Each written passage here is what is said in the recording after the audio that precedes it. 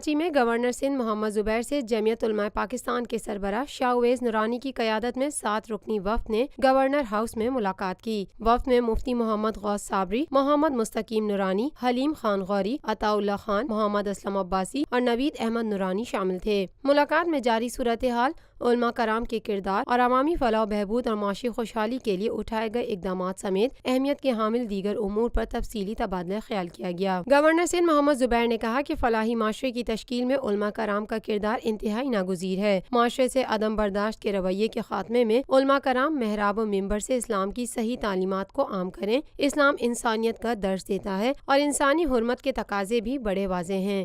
گزشتہ 50 سالوں سے آپ کا اعتماد لیے روفی پراپرٹیز آپ کے لیے لائے ہیں وہی معیار، روفی پرل سٹی۔ اپنے لیے منتخب کیجیے زندگی کے شاہانہ رنگ، تمام سہولتیں، تمام آسائشیں، یہ خواب نہیں، آئیے Roofi pearl city.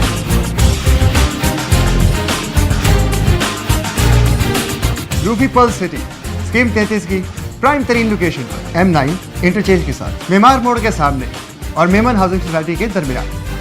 Pearl city 120، 150، 200 اور 240 گز کے تیار بنگلوز پر مشتمل ایک مکمل secured gated community living project. ایسی آسائشیں اور سہولتیں جو آپ نے کبھی دیکھی نہ سنی۔ پہلے سائٹ آئیے، تیار بنگلوز دیکھیے، پھر فیصلہ کیجیے۔ روفی بردرز کی گولڈن جوبلی اوورسیز اور سابقہ تمام مائنورٹیز کے لیے 10% کا خصوصی ڈسکاؤنٹ۔ بکنگ اور دیگر تفصیلات کے لیے east land marketing UAN 11117834۔ Lotus Lake Towers, a groundbreaking endeavor by Lotus Properties.